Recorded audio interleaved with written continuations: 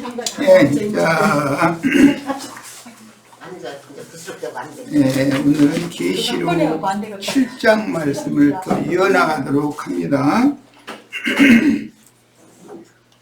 지난 시간에 7장 1절 대략 살펴봤고, 오늘은 이제 2절, 3절 말씀으로 들어갈 거예요. 자, 본인의 성경책에서 계시록 7장 2절, 3절, 오늘 4절까지 하려고 그러니까 4절까지, 1절에서 4절까지 전체를 흐름을 이해하기 위해서 다 읽어보고 시작합니다. 이 일 후에 내가 네 전사가 땅 네 모퉁이에 선 것을 보니 땅의 사방의 바람을 붙잡아 바람으로 하여금 땅에나 바다에나 각종 나무에 돌지 못하게 하더라. 또 보매 다른 천사가 살아계신 하나님의 인을 가지고 해돋는 데로부터 올라와서 땅과 바다를 해롭게 할 권세를 받은 네 천사를 향하여 큰 소리로 외쳐 이르되 우리가 우리 하나님의 종들의 이마에 인치기까지 땅이나 바다나 나무들을 해하지 말라 하더라. 내가 인침을 받은 자의 수를 들으니 이스라엘 자손의 각 지파 중에서 인침을 받은 자들이 14만 4천이니 이제 이렇게 문맥이 흘러가고 있어요. 오늘은 이제 계시록 7장 2절로 3절을 이제 중점으로 말씀을 나누려고 그래요. 문맥의 흐름대로 우선 살펴봅니다. 또 봄에라는 것은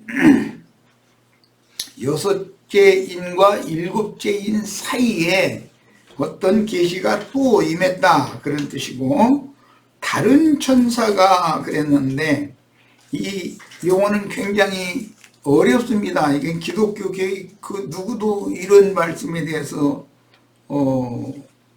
상세하게 살펴보고 잘 해석해 주는 사람을 나는 못 찾아봤어요.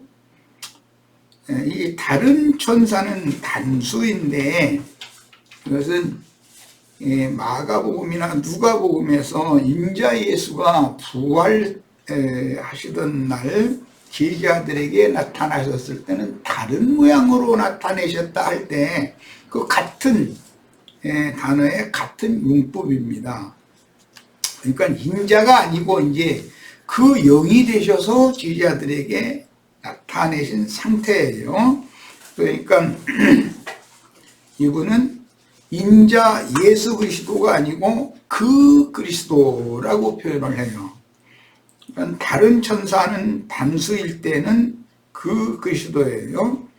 그리고 이 다른 천사라는 용어가 계시록에는 여러 번을 반복해서 나오는데 우선 찾아보도록 하겠습니다. 8장 3절 한번 봅니다. 이런 용어의 개념이 정리가 되어져야 성경을 정확하게 해석을 할 수가 있으니까 이걸 살펴보는 거예요. 또 다른 천사가 와서 이렇게 됐죠? 네. 거기 다른 천사가 또 나오죠? 네. 그 다음에는 10장 1절도 옵니다. 내가 또 보니 힘센 다른 천사가 이렇게 돼 있죠? 네. 그 다음에는 18장 1절도 봅니다.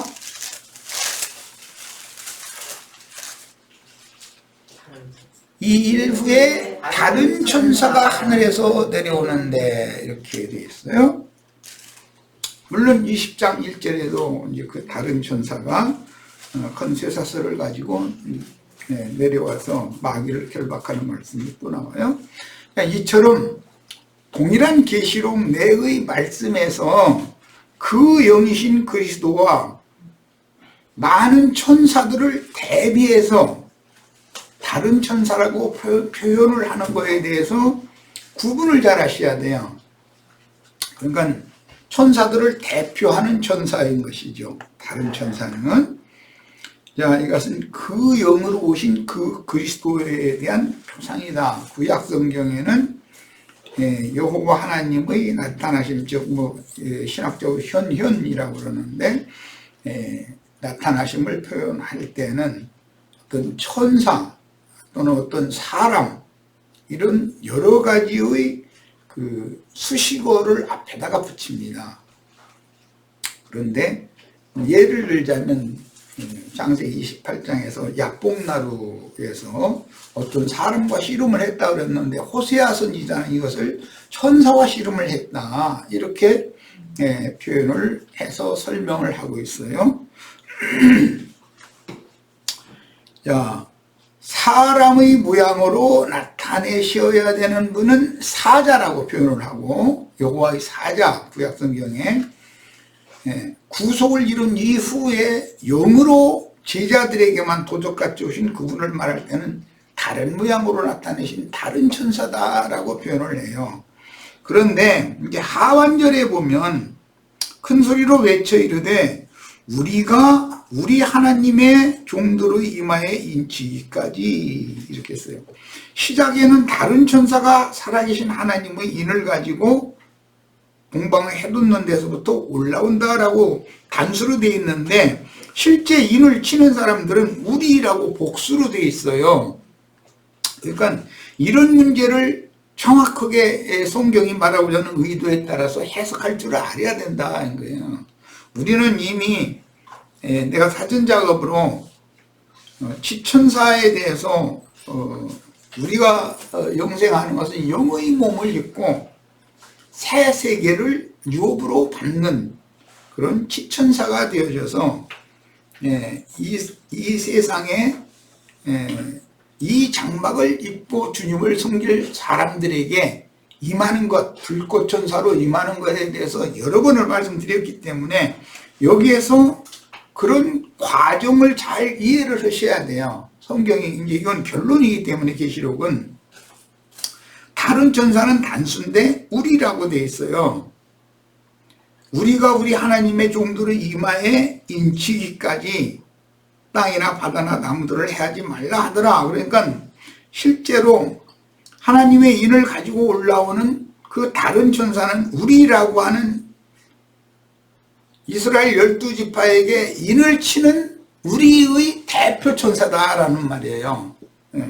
이런 개념을 잘 이해를 하셔야 앞으로 나가는 문맥의 흐름을 이해할 수 있기 때문에 이건 좀 시간이 들어도 이런 말씀에 대해서는 잘 이해하고 성경의 그 기록하는 방식, 성경이 기록하는 그 방식에 대해서 이해가 있으셔야 됩니다. 교계에서는 이 계시록 7장 이런 거 잘 강론도 않지만 설사 강론을 한다고 해도 수박 거달기 씌우라고 말도 같지 않은 로마교가 지어낸 그런 조직신학 교리에 바탕한 무천년설에 바탕한 그런 말도 같지 않은 소리만을 계속한단 말이야. 그러니까 이게 큰 문제가 되는 거죠.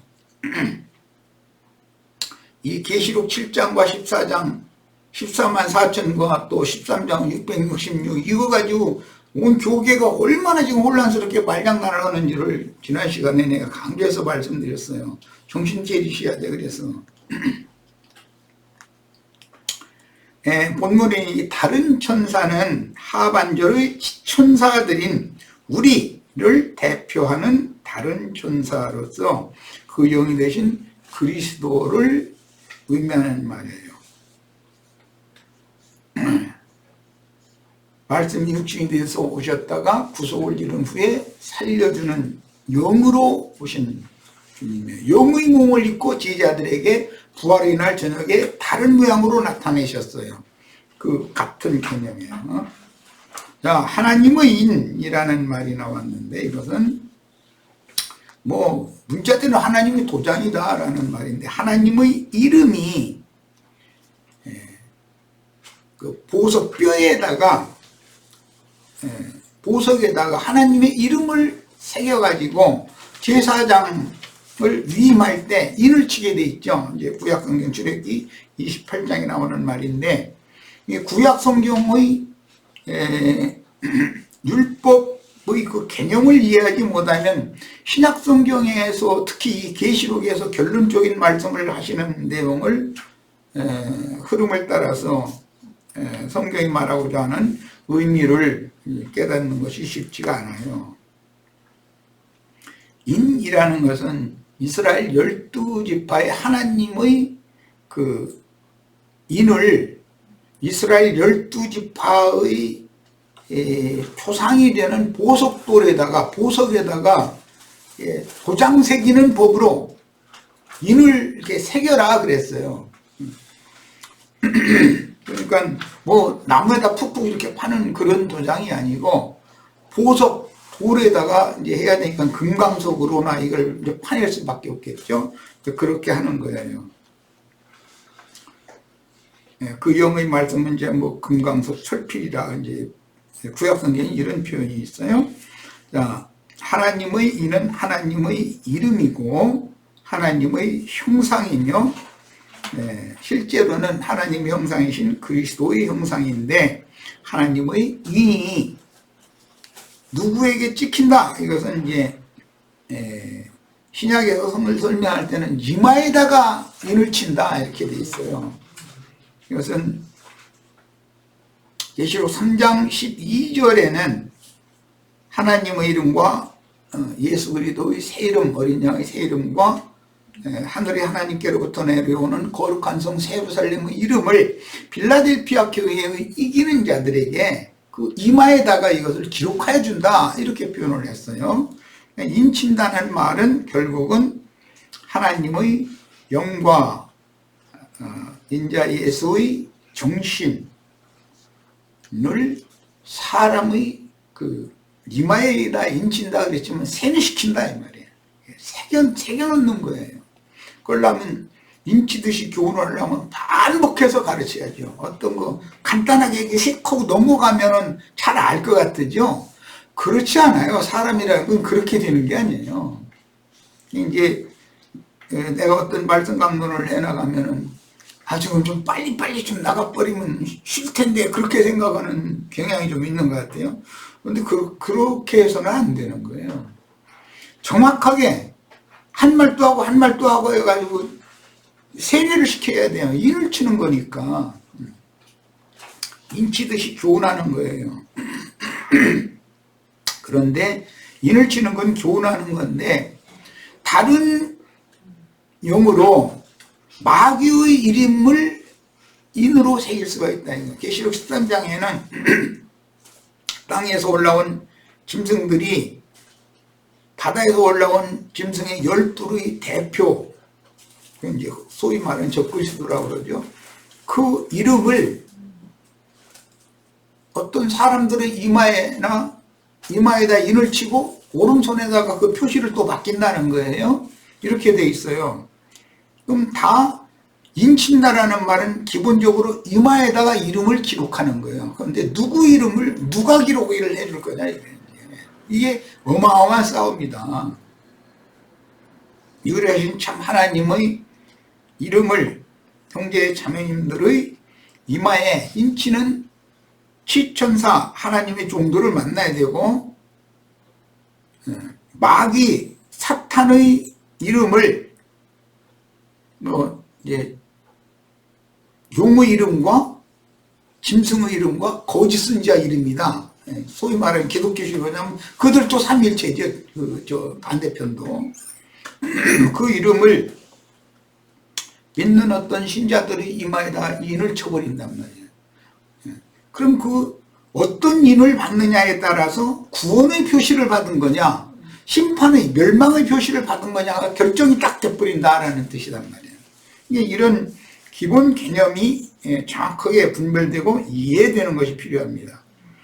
자, 다른 천사는 하나님의 나타남인 그리스도인데 하반절에서 우리라고 복수로 말씀하신 것은 그 그리스도의 이름이 예수 그리스도와 그 그리스도는 다르다라는 거 이미 말씀드렸어요.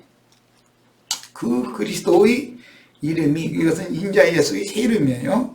새겨진 그리스도인들이 천사와 동등이 되어서 지천사로 주님과 함께 오는 새 세상의 종들에게 그리스도 예수의 이름으로, 그 그리스도란 말이야. 예수 그리스도와 그리스도 예수는 다른 거예요. 사역을 위임하는 인을 치는 것을 의미한다. 여기서는 이스라엘 12지파에게 이방인들에게 복음을 전하는 사명을 향하던 하나님의 그리스도의 종들이 오는 새 세상을 전도자로 그 사역을 이어갈 사람들에게 사역을 위임한다 이런 말이에요. 승계해준다 이 말이에요. 이런 것을 성경에서는 이제 앞선 선지자가 뒤따르는 후사들에게 자식을 낳는 것으로, 그래서 뒤따르는 후배는 선배 선지자를 아버지라고 불렀다. 이런 것도 이미 여러 번 내가 이제 강조해서 말씀을 드렸어요. 교회 안에서도 세상사도 마찬가지인 것처럼 자식된 자는 아버지를 함부로 하면 안 되는 거죠. 그 부모에게 함부로 하면 일반적인 범죄와는 다른 거잖아요. 그거는. 자, 그 다음에 하나님의 인은 하나님의 인을 보석에 새긴 그리스도 예수의 이름이고 하나님의 형상인 그리스도의 형상인데, 그 이름으로 인을 쳐서 표시를 누군가가 받는다는 뜻은 거룩한 성 새 예루살렘에 들어갈 권세를 받는 것과 같은 개념이다. 계시록은 21장까지 이제 나갔는데 그래서 이것은 구원의 표를 받는다는 개념이다. 즉 출애굽기 28장이나 39장에 보면 12보석에 이스라엘 12지파의 이름을 새겨가지고 대제사장의 어깨와 가슴에 이렇게 금줄로 해서 매다는 말씀이 나와요. 거기에서 오늘 계시록 7장 이게 5절에서 9절까지 5절에서 8절까지 그 12지파에게 인치는 얘기가 나와요. 그것은 출애굽기 28장과 39장을 모르고 이 계시록 7장을 절대 해석할 수가 없는 거다. 그 의미를 알아야 된다 이거예요. 출애굽기 28장에는 12보석에 이스라엘 12지파의 이름을 금강석 철필로 이름을 기록해 가지고 대제사장의 가슴과 어깨의 견대에 있는 6지파 이름을 한꺼번에 새기고 또 6지파 이름을 한꺼번에 새기고 이렇게 새겼죠. 이렇게 새기는 것을 인친다고 그러는 거예요. 인친다. 그 다음에 이제 오늘 말씀이 이제 또 중요한 말씀이 그 다른 천사가 어디서 올라오느냐 하면 해돋는 데로부터 올라온다 이렇게 표현을 했어요. 그런데 이 해돋는 데라는 용어는 이제 구약 성경에는 동방이라는 개념이에요. 창세기 3장에서 그 땅의 창세기 2장에서 그 땅의 즉 천하의 물이 물러가서 바다가 되고 드러난 묻힌 땅이에요. 그 땅의 동방에다가 에덴을 창설하신 얘기가 나와요. 거기서부터 나오는 말이에요. 그리고 가나안 땅에 이스라엘이 돌아갈 때 가나안 땅 요단강 서안으로 광야에서 직진해서 가는 것이 아니라 빙 돌아서 동쪽에서 서쪽으로 들어가게 만들어져 있어요. 그 반드시 동문을 통해서 들어가게 하는 것은 이스라엘의 기본 개념이에요. 그 다음에 창세기에 보면 셈족은 스발로 가는 산의 동편에 거했다 이렇게 기록이 되어 있어요. 이게 셈족들은 항상 동쪽을 지향했다는 것이죠. 왜? 동방에서는 이제 표상적으로 올 때 해가 돋아 올라오는 거예요. 그래서 해 돋는 곳에서라는 말씀이 거기에 계시록 7장에 지금 나왔는데 이것은 신명기나 여호수아서에 여러 번 나오는 말이에요. 동방에 해돋는데 라는, 동방 해돋는 편에 진을 칠 지파는 누구 어떤 지파가 거의 진을 쳐야 된다. 이렇게 됐어요. 성전도 지성소는 항상 동쪽의 끝부분이에요. 지성소는 항상 서쪽에서 들어가려면 동쪽으로 들어가는 것이죠. 이렇게 되어 있어요. 그것은 모두 빛이 임재하신 빛의 처소다라는 것이 개념이에요. 이 말씀을 이해를 돕기 위해서 이사야 41장을 다 펴서 보겠습니다. 오경 얘기를 내가 이제 바로 건너뛰었는데 이미 지금 쭉 설명을 했으니까 그 동방 해돋는 곳이라는 개념이 이해가 되셔야 되겠고, 그것을 선지자들이 어떻게 이해하고 어떻게 받아들이고 어떻게 해석하느냐 이제 오경에 나오는 그 동방 해돋는 곳이라는 말씀에 대한 선지자들의 재해석인 거예요. 41장 2절을 보겠습니다. 누가 동방에서 사람을 일깨워서, 그러는 이건 부활을 의미하는 거예요. 공의로 그를 불러 자기 발 앞에 이르게 하였느냐. 여호와 하나님의 발 앞에 동방에서 자고 있던 사람들을 일깨워 가지고 하나님의 발 앞에 이르게 했다라는 거예요. 그것은 그리스도의 부활을 지금 염두에 두는 말이에요. 그래서 이런 전체적인 맥락 때문에 주님이 부활을 하셔가지고 제자들에게 나타난 건 저녁이었지만 무덤에서 여 제자를 만나고 또 12제자를 만나 주실 때는 새벽 미명 해 돋을 때단 말이야. 해가 올라올 때단 말이야. 이런 전체적인 맥락의 흐름을 이해를 하시고, 이 말씀에 대한 설명이 이제 이 동일한 41장 25절에 나오니까 읽어보겠습니다. 내가 한 사람을 일으켜 북방에서 오게 하며 내 이름을 부르는 자를 해돋는 곳에서 오게 하였나니. 했어요. 북방에서 오라는 말이 있으면 심판과 관계가 있어요. 항상. 그리고 동방, 해돋는 곳에서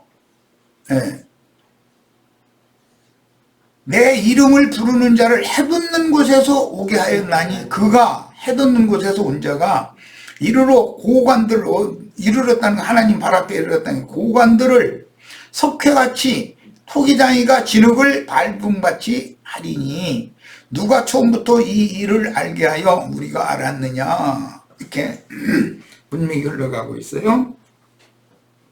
북방에서 오는 자는 심판주로 오는 것이고, 동방에서 오는 이 한 사람은 생명의 빛을 가지고 오는, 살려주는 영이신 그리스도, 생명 주는 영이신 그 그리스도를 상징하는 표현이에요. 이런 개념을 알아야 이제 계시록 7장에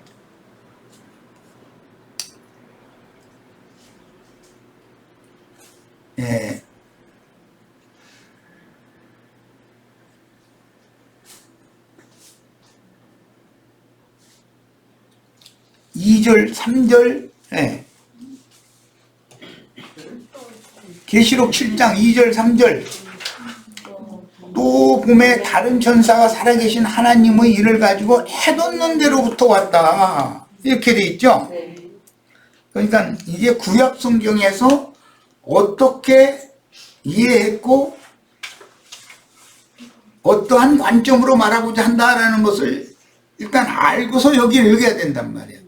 이 말씀이 이해되어진 다음에 이제 계시록 16장으로 갑니다.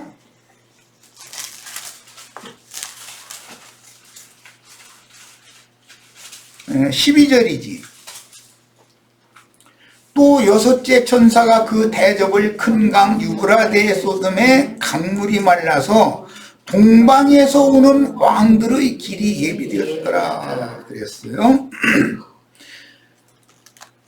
동방에서 다른 천사가 지금 구약성경에는 다른 천사가 단수의 다른 천사가 올라와서 여호와의 발 앞에 이르러서 하나님의 이제 사명을 수행하는 거예요. 뭐 이제 왕들, 뭐 부자들, 뭐 큰 자들 전부 다 이렇게 이제 진멸하고 심판하는 이제 그 사명을 행해요. 그런데 계시록에서는 이 다른 천사가 단수가 우리라고 하는 복수가 됐다 이 말이에요.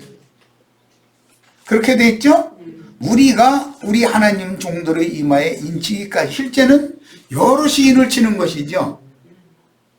그러니까 그 영에 의해서 함께 그 영으로 감동을 받고 사명을 행하도록 온 땅에 다시 보내심을 받은 작은 책의 말씀을 다 받아서 먹고 소화한 다음에 또 보내심을 받은 최후의 증인들이 이제 최후라는 건 좀 그런데 교회 시대를 종결하는 때에 보내신 증인들이 증거하는 내용은 이제 영원한 복음이라고 그러죠. 그런데 그 영원한 복음이 이스라엘 12지파에게 전수된다 그 말이다.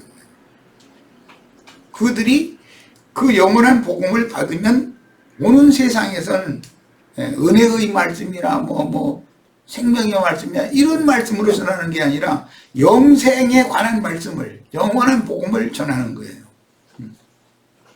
그들에게 사역이 승계된다 지금 그런 뜻이란 말이에요. 이 계시록 7장의 이 서두 부분 말씀을 이해를 해야만 나머지 부분 말씀도 쭉 연결을 해서 이해가 되기 때문에 좀 시간 들여서 이제 이런 말씀을 나눴어요. 자, 그래서 궁극적으로는 해돋는 데라는 용어는 동방과 같은 개념이고 지금 살펴본 것처럼 이사야 41장에서 인용하는 말씀으로서 그건 이사야 선지자는 또 오경에서 인용을 한 말이죠. 그것을 이제 해석을 한 거죠.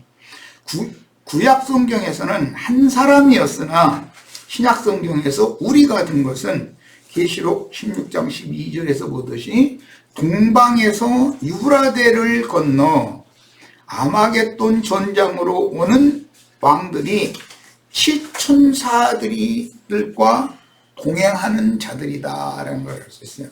그러니까 열린 작은 책의 말씀을 받아먹고 보냄을 받아서 다시 예언을 해야 하는 증인들은 앞선 구약시대의 모든 하나님의 종 선지자들, 순교자들, 그들의 영이 그들과 함께 지금 운행하고 있다라는 뜻이다 이 말이에요. 그래야 구약 성경을 아는 거죠. 구약 성경을 모르면 신약 성경을 해석할 수가 없는 거기 때문에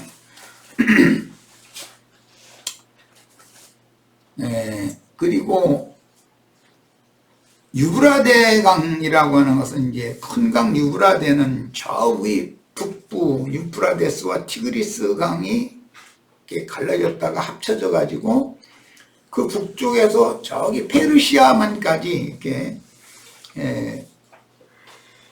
중근동의 중심을 이렇게 관통해서 흘러가게 됐죠. 그런데 동방이라고 하는 것은 요즘에 우리 민수기 말씀 내가 이제 많은 이런저런 얘기를 했는데 미디안 광야 쪽으로 이렇게 흘러간단 말이에요. 미디안의 왕은 모압 왕 발락이 민수기에 나오고 모압과 암몬 미디안은 연합을 하기가 쉽다라는 거. 그 다음에 아말렉이 또 거기에 연합되기가 쉽다. 이제 이거 이 말씀드렸고, 그 다음에 미디안의 제사장은 이드로예요. 그 후계는 호밥이라는 이드로의 아들이죠. 그럼 그들이 누구를 상징하는가? 오늘날 짐승, 보좌가 있는 세상 교회의 우두머리들인데, 그들은 음료의 일곱 머리고 땅의 왕족들이다 그랬어요. 그들은 또 계시록 18장에서는 선장들이고 선주들이고 배부리는 자들이다. 그 사람들이 여러 상품도 파는데 그 중에 제일 중요한 건 사람의 혼들이에요. 사람을 싼 값에 사는 거예요. 종장사하는 거예요. 사람 인신매매하는 거니까 종으로 필요한 사람들한테 또 팔아 넘기는 이제 그런 장사를 했다는 거예요. 그게 하나님 보시기에는 최고로 악한 자들인 것이죠. 그것은 영적으로 그리스도께로 준비를 해야 되는데 세상신 마귀에게로 불쌍한 영혼들을 다 갖다 팔아 넘겼다. 그 마귀의 종이 되도록 이렇게 팔아 넘기는 것을 의미하는 거예요.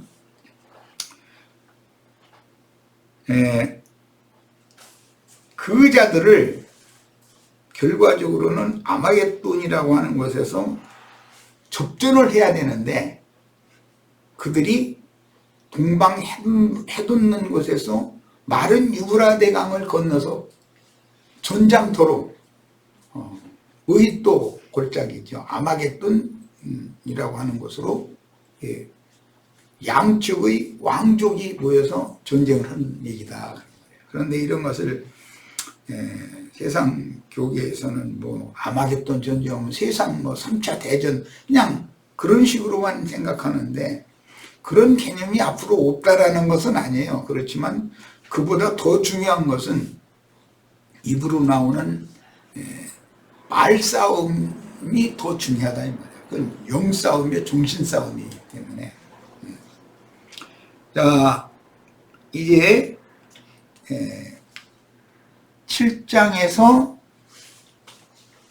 3절에 우리가 이르되 우리가 우리 하나님의 종들의 이마에 인치기까지 여기 하나님의 종들이라는 이 사람들은 인맞은 이스라엘 12지파를 의미하기 때문에 오는 세상에서 복음을 맡아서 제사장으로 복음의 제사장으로 충성해야 되는 사명을 맡은 자들이 이제는 이방인들에게 보냄을 받은 증인들이 아니고 그들이 마지막 증거하던 그 말씀을 이제는 12지파가 받아들인다 이런 말이에요.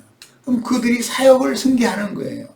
그래가지고 그들의 사역으로 얻은 자들이 첫째는 14만 4천이고 그 다음에는 흰옷 입은 큰 물인 거예요. 이거는 지난 시간에 충분히 말씀드렸어요. 7장에 세 부리가 나온다 말씀드렸어요.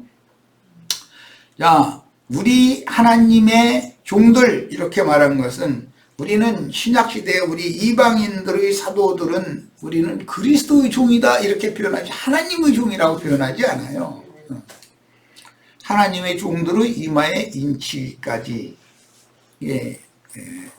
이스라엘 12지파의 신앙이 회복되는 것을 의미한다 하는 말이에요. 땅이나 바다나 나무들을 해하지 말라. 그러니까 인치는 기간 동안이라는 건 실제로는 한 시대를 종결하는 대언자들의 순교가 종결될 때까지 라는 기간이 정해 있다는 거예요. 그 다음에 이제 각 지파에서 인맞은 자의 수가 14만 4천이다 이렇게 했는데 12사도에게 120명이 동력 연합되어서 그리스도의 몸을 세운 것처럼 이제 궁극적으로는 시온산에 서 계신 어린 양 앞에 올라가면 14만 4천의 수가 채워지는 것처럼 그 1000년 동안 또 14만 4천이 채워지는데 12지파의 복음 전파를 통해서 14만 4천이 또 채워진다는 거예요. 그 14만 4천에 들어가지 못한 많은 무리는 흰옷 입은 큰 무리다 이렇게 표현이 되어 있어요. 자, 흰옷 입은 무리는 영원한 세계의 백성으로 다 들어간다는 보장도 없다라는 거 지난 시간에 이 말씀드렸어요. 자, 이제는 인치는 이야기가 나왔으니까 9장으로 좀 가겠습니다. 9장 3절에서 6절까지를 읽고 마치겠습니다. 그리고 다음 시간에 이어갈 거예요. 3절부터 또 황충이 연기 가운데로부터 땅 위에 나오니, 이 황충은 메뚜기를 말하는 거예요. 출애굽기에 메뚜기 재앙이 나오죠. 이제 마태복음 12장에는 군대 귀신이라고 돼 있죠. 이 메뚜기 떼로 다니면서 땅에 있는 모든 초식이라는 걸 싹 먹어 치운다는 거거든요. 자, 그들이 땅에 있는 전갈의 권세와 같은 권세를 받았더라. 그들에게 이르되 땅의 풀이나 푸른 것이나 각종 수목은 해하지 말고 오직 이마에 하나님의 인침을 받지 아니한 사람들만 해하라 그랬어요. 그러니까 7장에는 인을 치는 얘기가 나왔는데 인침을 안 받는 사람들이 있다는 거예요. 하나님의 인을 거부하는 사람들이 많이 있는 거예요. 더 많죠. 오늘날 우리가 복음을 전해도 받아들이는 사람보다 받아들이지 않는 사람이 더 많은 거죠. 어느 시대든지 이건 마찬가지니까 개념을 이해하시기를 바라요. 자, 그래서 누구는 큰 날에 그리스도의 심판대 앞에 능히 설 수가 있고, 누구는 그리스도의 심판대 앞에 설 수가 없는 것을 결정하는 것은 인을 받느냐 인을 받지 않느냐에 달려있는 문제다라는 것을 문맥의 흐름을 따라서 쉽게 이해할 수가 있어요. 자, 첫 시간 여기까지서 일단 마칩니다. 잠시 쉬었다가 이어서 가겠습니다.